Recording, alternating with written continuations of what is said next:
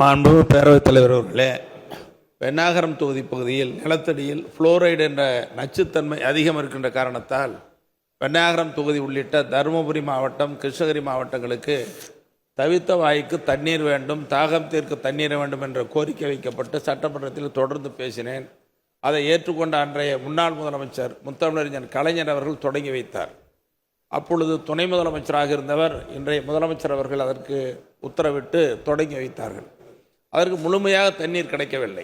அதன் பிறகு அடுத்து வந்த ஆட்சியில், புரட்சித் தலைவர் அவர்கள் ஆட்சியில் மேலும் நிதி ஒதுக்கீடு செய்யப்பட்டு அந்த திட்டம் முழுமையாக நிறைவேற்றப்பட்டது. ஆனால் எல்லா கிராம பகுதிகளுக்கும் 2 மாவட்டங்களுக்கு தண்ணீர் செல்லாத காரணத்தால் இது நச்சுத்தன்மை இருக்கிறது, நீண்ட காலமாக நிலுவையில் இருக்கிற திட்டம் நிறைவேற்ற வேண்டும் என்று இந்த அவையில் பேசிய பிறகு மாண்பு முதலமைச்சர் அவர்கள் அமைச்சர் நேரு அவர்களை அழைத்து அனுப்பி வைத்து பார்த்தார்கள். பார்வையிட்ட பிறகும் அது முடியவில்லை.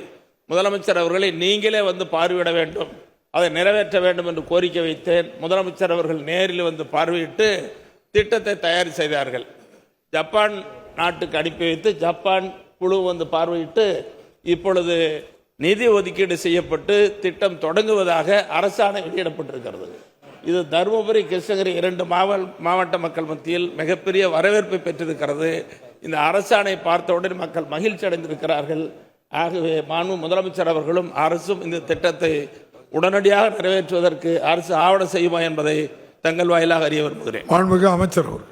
மாண்பு பேரவைத் தலைவர்களே, மாண்பு முதல்வர் அவர்கள் நேரடியாக பார்வையிட்டு ஒகேனக்கல் 2வது கூட்டு குடிநீர் திட்டம் அறிவித்து 8,900 கோடிக்கு அந்த திட்டத்தை உருவாக்கப்பட்டது. அது மத்திய அரசுக்கு ஒன்றிய அரசுக்கு அனுப்பப்பட்டது. அவர்களுடைய இசையை பெற்று நமது ஜப்பான் நாட்டு நிதி உதவிக்காக பெறப்பட்டு அவர்களும் அதை 6 மாதம் என்று சொல்லி ஜனவரியில் அதனுடைய நிதியை ஜப்பான் நிதி உதவி வழங்கி விடுவார் என்று உறுதியாக சொல்லியிருக்கிறார்கள்.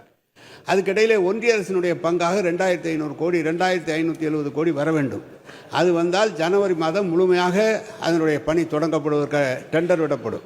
இப்போது நம்முடைய தமிழ்நாடு அரசின் சார்பாக அதற்கான நிதி ஒதுக்கப்பட்டு 350 கோடி PMC என்ற அளவில் ஆரம்ப கட்ட நிலையை உடனடியாக டெண்டர் விடுவதற்கு முதலமைச்சர் அவர்கள் உத்தரவிட்டு அந்த பணி நடைபெற்று கொண்டிருக்கு. எனவே 2வது திட்டம் முதல்வர் அறிவித்த 2வது திட்டம் ஆரம்பிக்கப்பட்டு விட்டது. அது ஜனவரியில் இறுதிப்பட்டு முழு திட்டத்துக்கும் டெண்டர் விடப்படும்.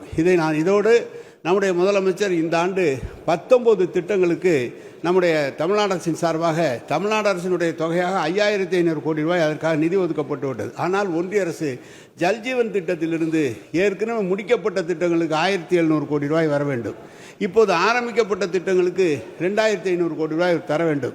ஒகேனக்கல் திட்டம் இல்லாமல் இதை தமிழ்நாடு என்றவுடன் ஜல்ஜீவன் அதை நிறுத்தி வைத்திருக்கிறார்கள். அதனால்தான் திட்டங்கள் எதுவும் உடனடியாக தொடங்கப்பட முடியவில்லை. இந்த ஒகேனக்கல் கூட்டுக்குடிநீர் திட்டம் ஜனவரியில் இறுதி முடிவு எடுக்கப்பட்டு டெண்டர் விடப்பட்டு பணிகள் தொடங்கப்படும் என்பதை தெரிவித்துக் கொள்கிறேன்.